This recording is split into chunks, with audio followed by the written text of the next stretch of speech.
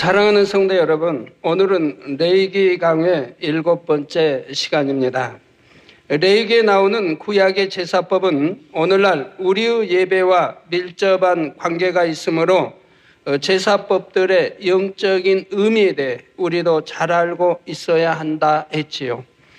그래서 여러 가지 제사법 중에서 제일 먼저 번제에 대해 설명하고 있는데, 지난 시간까지는 숫송아지를 번제의 제물로 드리는 방법에 대해 살펴보았습니다. 성도 여러분, 번제의 의미가 무엇이라 했습니까? 번제는 내가 살아계신 하나님을 인정하며 나의 하나님으로 고백합니다 하는 믿음의 표현이라 했습니다. 죄사함 받고 하나님의 말씀 가운데 거함으로 하나님께 지킴받고 보호받을 자격을 얻게 되는 필수적인 제사이지요. 그런데 구약시대 사람들이 번제를 드릴 때 항상 송아지로 제물을 삼아야 한다면 한 가지 문제가 생길 수가 있습니다. 오늘날도 송아지는 비싼 것인데 그 옛날 가축이 귀하던 시절에 때를 따라 흠없는 송아지를 잡아서 번제로 드리려면 가난한 사람들은 어떻게 해야 하겠습니까? 오늘날도 아프리카나 저 가난 나라 또 뭐 중동도 그렇고 보면은 장가 갈 때에도 이런 이제 소나 이런 걸 예물로 이제 드려서 신부를 맞이해 오는 경우를 많이 봅니다. 그런데 이런 뭐 소 하나 신부 측에서 요구하는 뭐 소 아니면은 뭐 돼지도 이런 짐승 몇 마리가 없어가지고 장가를 못 가는 남자들이 너무 많이 있습니다. 세계 곳곳에. 우리나라도 옛날에 보면 이게 돈으로 자기 딸들을 파는 경우가 참 많이 있었지요. 그걸 아니면 논 몇 마지기, 한두 마지기, 논 몇 마지기에 딸을 팔기도 하고, 또는 돈 뭐 부채를 갚게 팔기도 하고, 돈으로 팔기도 하는데, 오늘날은 어떤가요?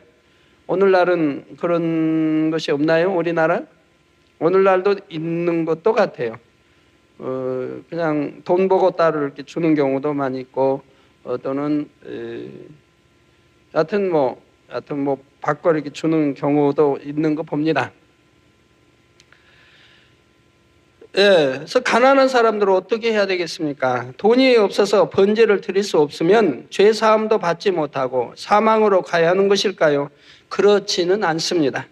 하나님께서는 가난한 사람들도 번제를 드릴 수 있도록 길을 열어주셨습니다. 부자나 가난한 사람이나 다 번제를 드릴 수 있도록 소 외에도 제물로 드릴 수 있는 짐승들을 정해 주신 것입니다. 오늘은 소가 아닌 다른 짐승들을 번제로 드릴 때는 어떻게 해야 하는지를 살펴보겠습니다. 증거되는 말씀을 통하여 모든 사람을 구원하기 원하시는 하나님의 긍휼과 사랑을 더욱 마음 깊이 깨달으시며 중심으로 하나님을 사랑하며 섬기는 여러분이 되시기를 주님의 이름으로 축원합니다. 사랑하는 성도 여러분, 본문 10절에 보면 만일 그 예물이 떼의 양이나 염소의 번제이면 흠없는 수컷으로 드릴지니 했고, 14절에는 만일 여호와께 드리는 예물이 새의 번제이면 산 비둘기나 집 비둘기 새끼로 예물을 삼을 것이요 했습니다. 원래 하나님께 번제로 드리려면 흠없는 숫송아지가 가장 적합하지만 어떤 사람들은 소를 드릴 형편이 되지 않습니다. 오늘날 사람들의 생활을 보아도 그 경제적인 수준이 다 각각이지요. 어떤 사람들은 옷 한 벌에 혹은 장식품 하나에 수백만 원까지도 쉽게 쓸 수 있는 형편이 되는가 하면 어떤 사람에게는 그 돈이 한 달 수입과 맞먹습니다. 그런가 하면 또 어떤 사람은 최저 생활비도 벌지 못하여 먹을 것과 입을 것조차 걱정하며 살아야 하고요. 구약시대 이스라엘 사람들도 다 형편이 다르므로 어떤 사람은 여러 마리의 송아지도 능히 드릴 수 있지만 어떤 사람은 한 마리의 송아지조차도 드릴 형편이 되지 못하는 것입니다. 그러나 어떤 상황이라도 죄사함 받아 생명을 얻으려면 반드시 피의 제사를 드려야 합니다. 아무리 가난해도 반드시 번제를 드려야 하는 것입니다. 그래서 원래는 소를 드려야 하지만 하나님께서는 자비와 긍휼 하심 가운데 각 사람이 상황과 형편에 따라 드릴 수 있게 허락해 주셨습니다. 그래서 송아지를 드릴 수 없는 사람에게는 양이나 염소를 드리도록 하셨고, 그보다 더욱 가난하여 양이나 염소조차 구할 수 없다면 비둘기를 번제로 드릴 수 있게 하셨지요. 소와 양이 하나님께 드리는 예물로서 적합한 이유는 이미 레위기 강의 3번째 시간에 설명을 했지요. 소와 양보다는 못하지만 염소의 경우에도 사람들이 쉽게 구할 수 있는 가축 중에서는 비교적 제물로 쓰기에 합당한 짐승입니다. 초식동물로서 다른 짐승들보다는 유순한 편에 속하고 젖이나 가죽을 주고 고기를 사람에게 제공하여 유익을 주는 짐승이지요.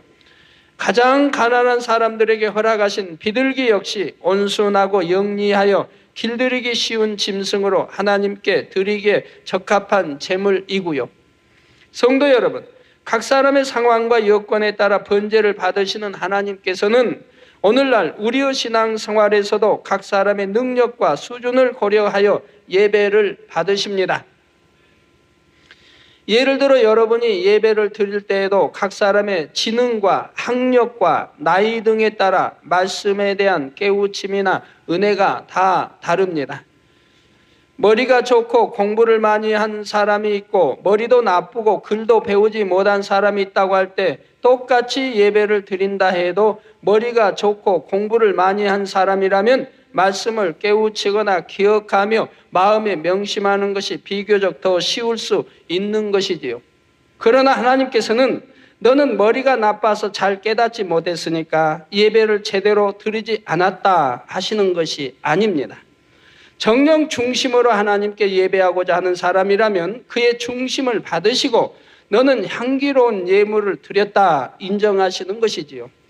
또 나이에 따라서도 예배에 영향을 받는 경우가 있습니다. 때로는 연로하신 분들 중에 연세로 인해 말씀을 잘 이해하지 못하거나 기억하지 못하는 경우가 있지요. 예배를 잘 드리고 싶은 마음이 너무나 간절하지만 아무리 열심히 들어도 돌아서면 잊어버리고 마음에 새기는 것이 더디다고 안타까워하시는 것입니다.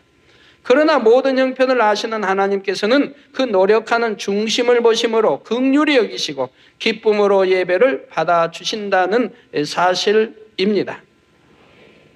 제가 개척 전에 이제 저희 어머니, 유괴 어머니를 놓고 기도할 때 하나님께서 주신 말씀이 있습니다. 내 유괴 어미를 걱정하지 말아라, 염려하지 말아라. 그 말씀하셨는데 그 당시 이제 어머니 연세가 90에 가까우니까요. 90에 가까우니까 그럴 때인데 이미 어머니는 이제 하나님 영접하기 전에 기억력이 이제 없지요. 귀도 잘 안 들리시고 그래서 말씀 잘 못 알아들으세요. 귀가 잘 안 들리시고 거기에다가 기억력도 없으시고 이런 상황이에요. 거기에 이제 하나님의 영접에서 예배 나와도 하나님 말씀을 잘 알아듣지를 못하세요. 거기 또 들어도 금방 잊어버리시고 이런 상황에 예배를 드리시게 되죠. 그래서 제가 염려하여 기도했을 때 하나님이 염려하지 말라 이렇게 말씀하시면 네 어미는 유괴 어미는 이미 기억력이 없고 또 잘 알아듣지를 못한다. 또 깨우치지 못한다. 그러지만 내가 그 마음을 주관하여 예배에 열심히 참여하게 하고 있느니라. 그런데 어머니가 각종 예배에 빠지질 않아요. 아무리 시골에서 멀어도 또 서울 와서도 예배에 빠지질 않아요. 수요 예배든 각종 예배. 중심을 하나님이 붙들고 계시다는 얘기입니다. 그래서 예배에 참여하는 그것으로 하나님은 받으신다 이 말. 왜? 육적으로는 이미 말씀을 들을 수 없고 깨우칠 수 없고 기억할 수 없는 상황이니까 그 몸이 하나님 성전에 와서 예배 드림으로 그걸 하나님은 받으신다고 말씀하신다. 그러니까 아무 염려하지 말라고 말씀해요. 또 그냥 자녀들이 용돈이 붙으면 다 모았다가 하나님 그대로 드려요. 그게 이제 하늘나라에 또 상급 쌓는데 그것도 하나님이 다 주관하신다. 하늘나라에 상급을 쌓도록. 자, 그런데 여러분이 기억하실 것은 이런 경우도 성령의 감동 가운데 예배를 드리면 내 지혜나 지식이 좀 부족하거나 나이가 많다 해도 하나님의 능력이 임한다는 사실입니다. 성령의 역사 속에서 듣는 말씀을 능히 깨우치고 양식 삼을 수 있도록 도와주시는 것입니다. 저도 기억력은 많이 부족하지만 말씀을 들을 때는 마음으로 양식 삼기 때문에 정확하게 몇 장 몇 절까지는 기억하지 못한다 해도 필요할 때는 성령의 역사 가운데 가장 적절한 말씀을 즉시 떠올릴 수가 있습니다. 그래서 66권 말씀에서 가장 필요한 말씀을 즉시로 떠올려 주세요. 저는 떠올려 주시는 게 뭐 1초가 걸리고 그런 게 없어요. 아주 즉시로 오니까요. 여러분과 상담한다, 예를 들어 뭐 한다, 뭐 말씀을 생각해 가지고 하는 적 없어요. 바로 곧장 주세요. 거기에도 짝까지, 66권의 짝까지 그냥 비유가 촥촥 하고 그냥 물 흐르듯이 쫙 와요. 거기서 이제 골라 잡아요. 설교도 마찬가지. 설교도 수많은 비유를 언제 그거 다 합니까?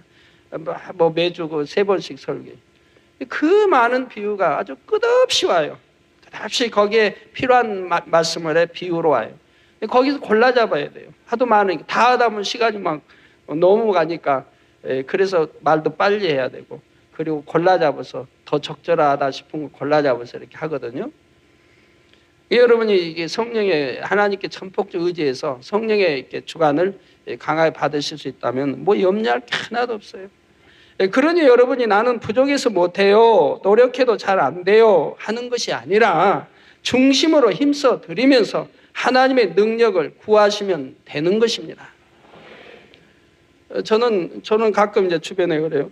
당장님 기억력 좋으시네요. 근데 제가 기억력은 사실 없어요.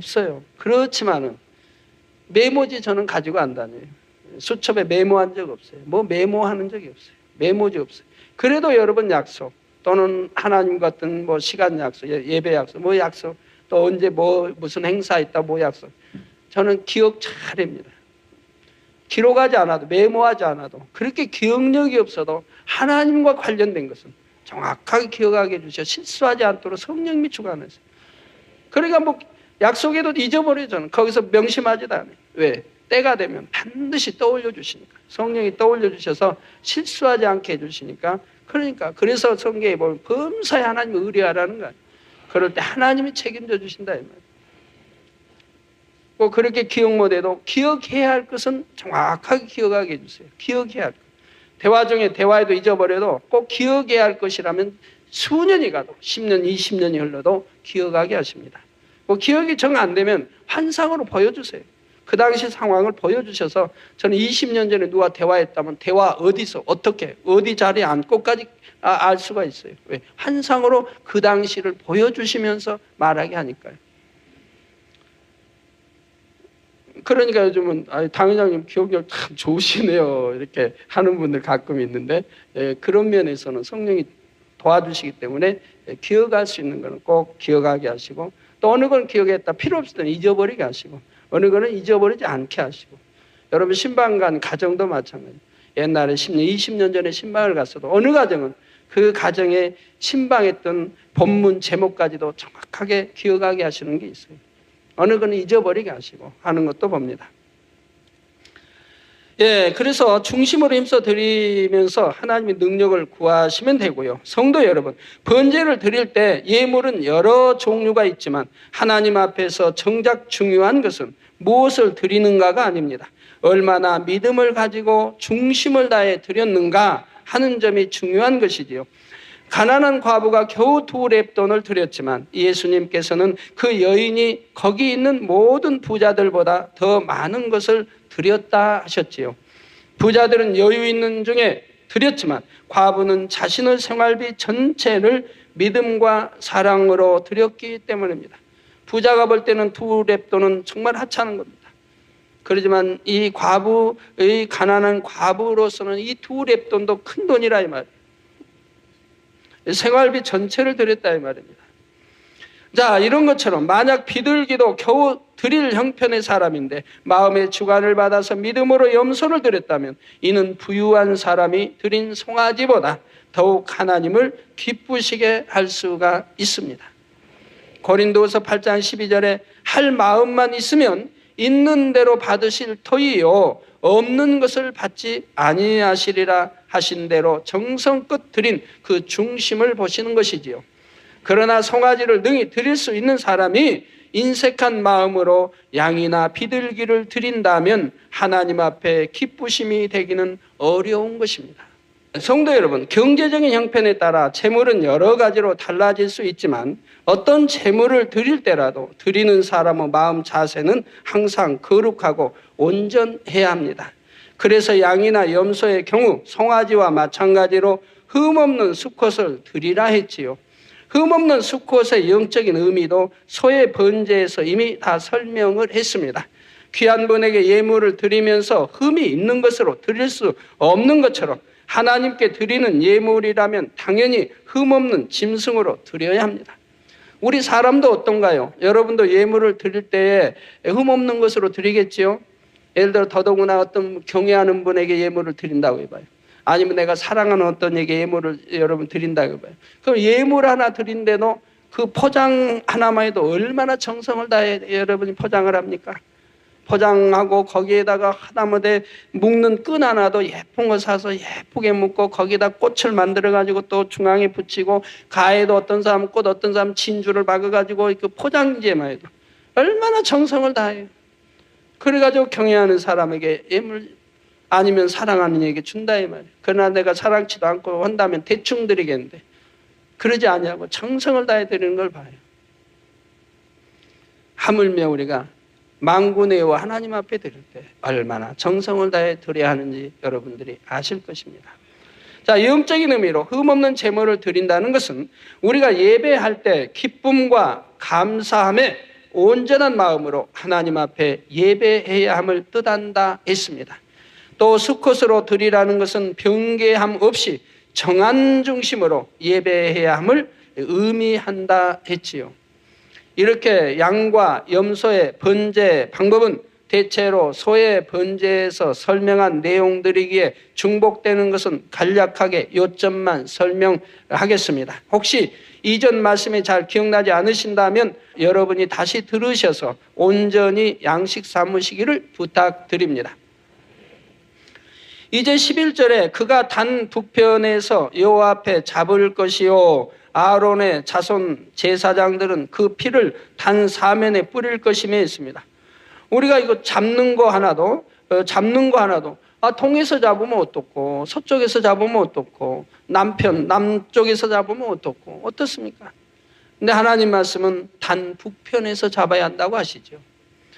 에이 아무데 잡으면 어때요 하고 했다면은 그건 하나님이 기뻐 받으시는 번제가 될 수가 없는 거지요.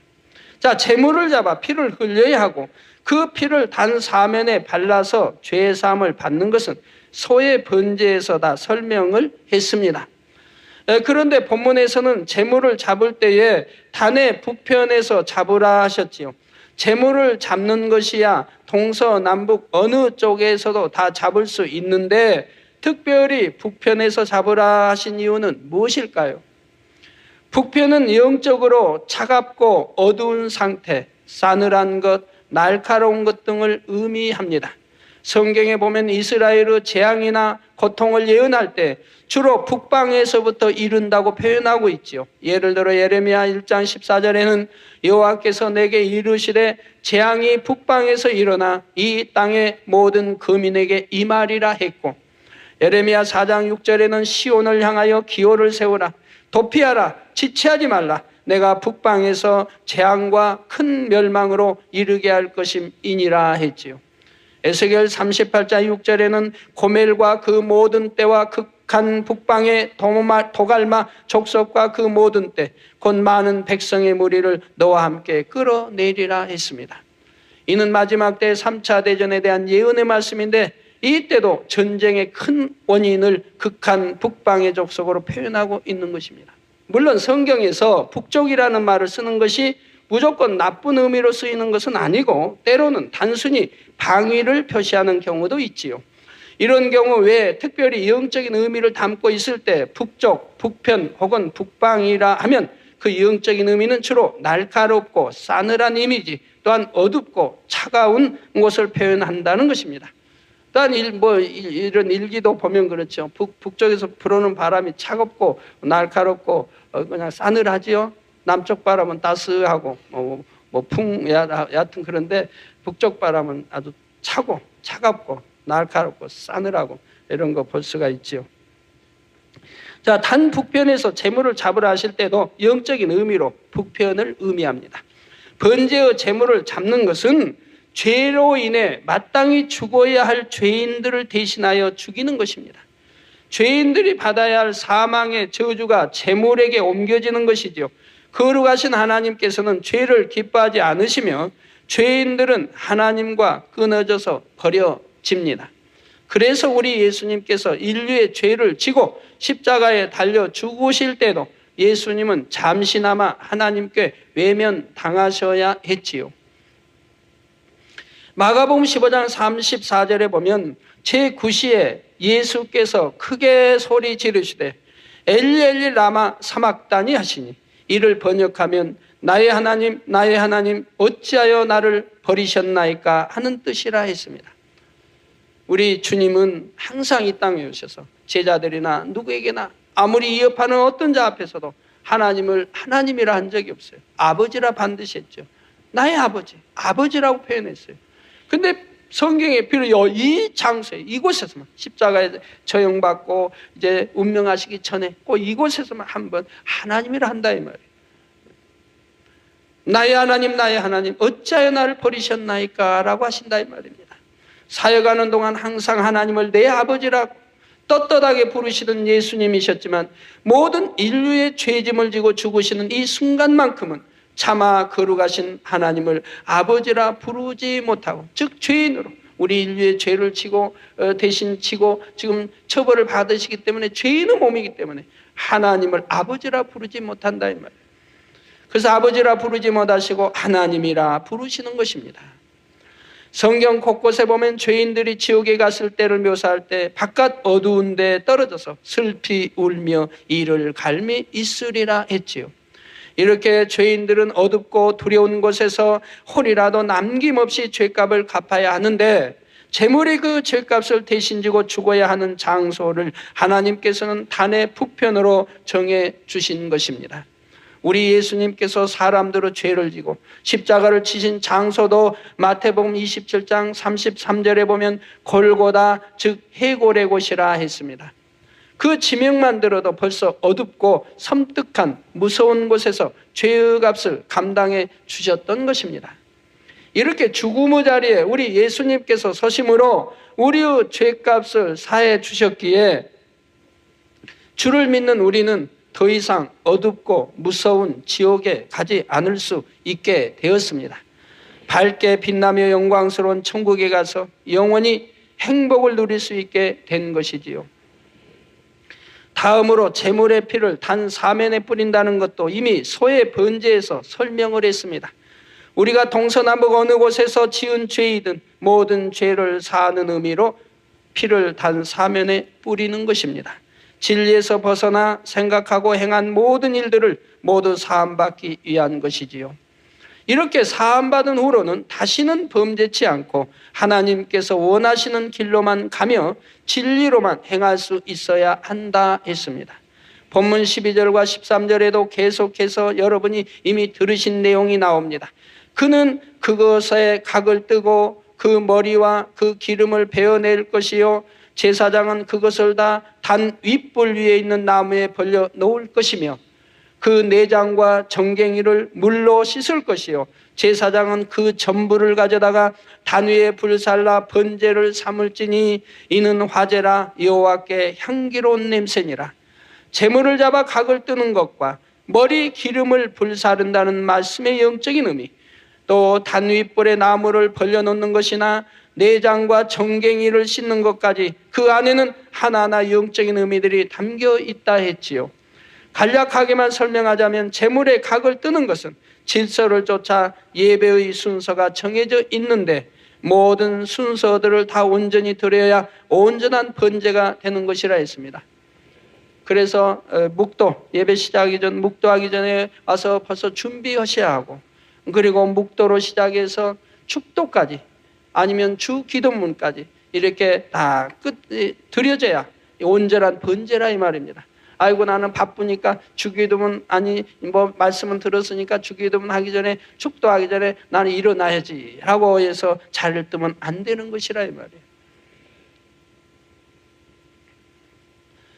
자, 머리를 불사른다는 것은 비진리의 생각을 버리고 잡념 없이 하나님의 말씀에 집중하여 예배하는 것이고, 자, 여러분들 예배 드리실 때 이제 뭐 보통 1시간 반 예배 드리는데 묵도부터 이제 끝까지 이 1시간 반 동안에 잡념 없이 나는 신령과 진정으로 예배 드린다고 아마 여러분이 참 자신을 평할 수 있는 분 손들어 하시면 과연 얼마나 드실 수 있을까요?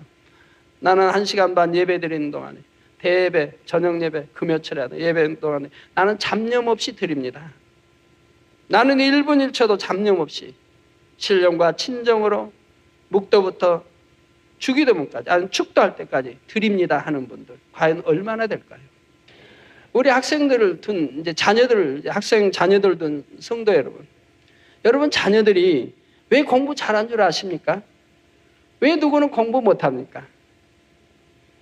공부 잘하는 비결도 있겠지만 공부 잘하는 게 어려운 게 아니에요. 저희 조카들이요 아주 공부를 잘해요. 잘하는 조카들이 많아요. 근데 그중에 이제 한 조카는 보면 입학도 수석, 졸업도 수석, 전교에서 항상 1등. 누가 아주 추월도 안 되는 아주 단독 1등으로 계속 1등만 전교 1등. 그런데 이 애가 왜 그렇게 공부를 잘하냐. 학교 가면 선생님 말씀은 시종 한마디 놓치지 않고 경청한다 이 말이에요. 시종 경청. 그리고 그걸 마음에 담고 선생님이 가르친 대로 한다. 예습 복습 철저히 한다 이 말이에요. 꼭 복습해 가고 배운 것도 예습하고 이렇게 한다. 그것만 잘해 그것만. 그리고 그게 이제 습관이 돼 있으니까 아주 공부가 즐겁고 재밌죠. 많이 안 해도 그렇게 해서 그 애는 공부를 그렇게 잘한다 이 말이에요. 그래서 우리 학생들도 그렇게 할 수만 있다면 습관을 잘 들여서 부모님들이 잘 들이게 해서 공부할 때는 공부하고 놀 때는 놀고 책을 독서할 때는 독서하게 그냥 공부이라고 왜 누구는 잘하는 거 그냥 하니까 공부가 싫어졌지. 잘하게 하면 돼. 우리 학생들이 왜 공부 못해? 취미도 안 붙고 못하니까 공부가 잘해봐야 공부하고 싶지. 아무리 학생들도 뭐 잘하는 과목이 있어요. 만약에 영어를 잘한다. 그러면 영어 시간 기다리자는 거 같아요. 영어 시간. 왜 선생님이 탁 누가 읽어봐라 하면 저요 해가지고 그냥 달달달 읽는 게 얼마나 재미가 있어. 뭐 산수 수학 시간에 나가는데 선생님 문제 풀고 풀 사람은 저요 하고 착 풀고 그러니까 그런 수학 잘하면 수학 시간 즐겁고 음악 잘하는 학생은 음악 시간이 즐겁고 체육 잘하면 체육 시간이 즐겁고 미술 잘하면 미술 시간이 즐겁고 잘하는 시간은 즐거운 거예요. 잘하는 시간. 이제 못하니까 싫지요. 그래서 그 학생들도 습관을 잘 들여야죠.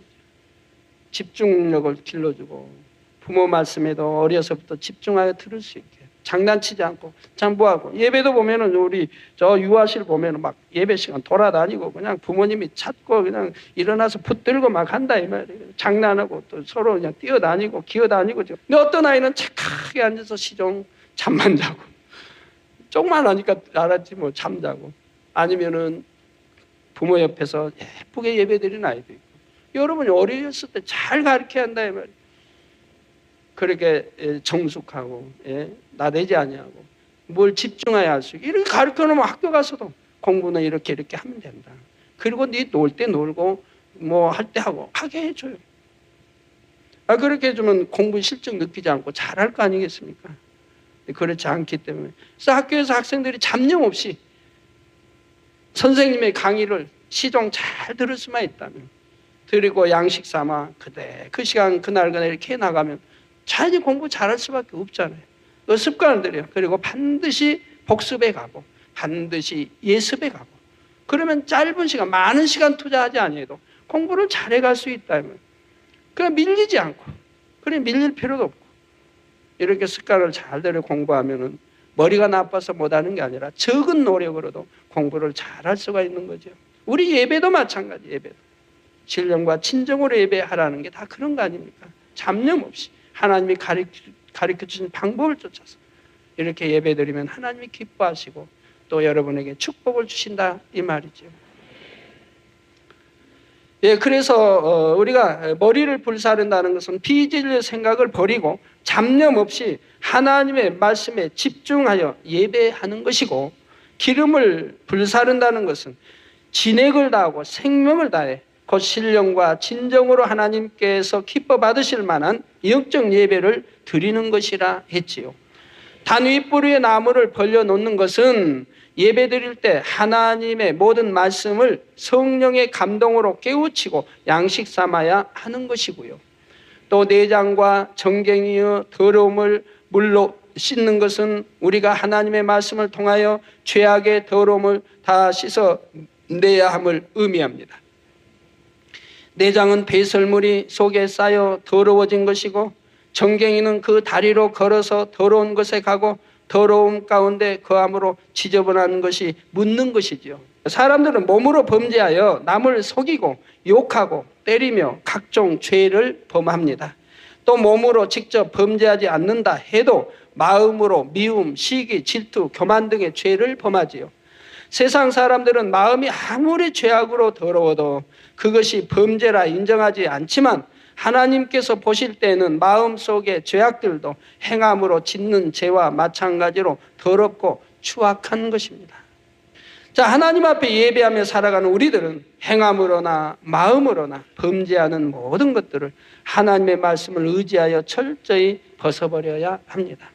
더구나 이 마지막 때를 살아가는 우리의 경우는 이것만은 좀 이따가 버려야지 이렇게 생각하고 지체할 여유가 없습니다. 하나님의 말씀에 비춰보아 죄악이라고 깨달으면, 또 성령께서 역사하시면 그 즉시로 순종해서 그 자리에서 버려나가야 하는 것입니다. 하나님께서 약속하신 대로 급속한 영의 물결을 타고 그 흐름에 동참하여 새 예루살렘에 들어가는 행렬에서 낙오되지 않을 수 있다는 사실입니다. 자, 성도 여러분, 양과 염소의 번제에 대해서는 이제 소의 번제와 비슷하므로 핵심적인 내용만 간략하게 복습을 했습니다. 양이나 염소조차 드리지 못할 정도로 가난한 사람들은 새를 번제로 드리게 되는데, 새의 번제에 대해서는 다음 시간에 이어서 설명하겠고요. 결론을 말씀드립니다. 사랑하는 성도 여러분, 소나 양 혹은 염소나 비둘기 등 어떤 짐승을 제물로 드리는가의 차이는 있지만, 구약시대에 하나님의 백성들은 반드시 번제를 드려야만 했습니다. 부유한 사람이나 가난한 사람이나 관계없이 반드시 번제를 드려야만 죄를 사함받고 구원받아 생명을 얻을 수 있는 것이지요. 그런데 오늘날은 어떻습니까? 예수님께서 십자가에 죽으심으로 이 모든 번제의 과정들을 다 감당해 주셨습니다.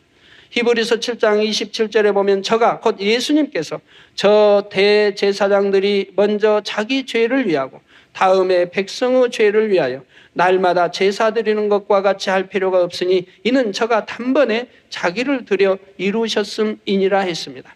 우리가 죄 사함을 받고 하나님께 나아가기 위해서는 성경에 기록된 대로 일일이 짐승을 잡고 복잡한 절차들을 따라 제사를 해야 하는데, 예수님께서 우리를 위해 단번에 죽으심으로 이 모든 제사의 절차를 대신 감당해 주셨지요.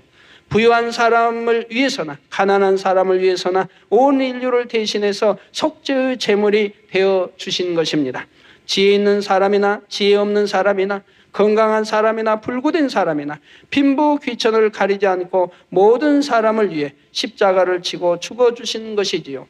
이제 우리는 주를 믿고 매주 하나님의 성전에 나와 아버지 하나님께 예배하고 성도의 교제를 나누는 등 거룩한 주의를 지킴으로 번제를 드린 것과 같은 축복을 다 받을 수가 있습니다. 죄를 사함받고 하나님 안에서 지킴받으며 거룩하신 하나님과 교통하며 살아갈 수 있는 것입니다. 사랑하는 성도님들은 매주일 예배를 드릴 때마다 이처럼 대속해 주신 주님의 사랑을 더욱 깊이 마음에 새기시기를 부탁드립니다. 그리고 레위기에 하나님께서 명하신 대로 참된 의미의 영적 번제를 항상 드림으로 아버지 하나님의 사랑이 여러분의 삶 가운데 온전한 축복과 응답으로 임하시기를 하나님의 어린 양 예수 그리스도의 이름으로 축원합니다.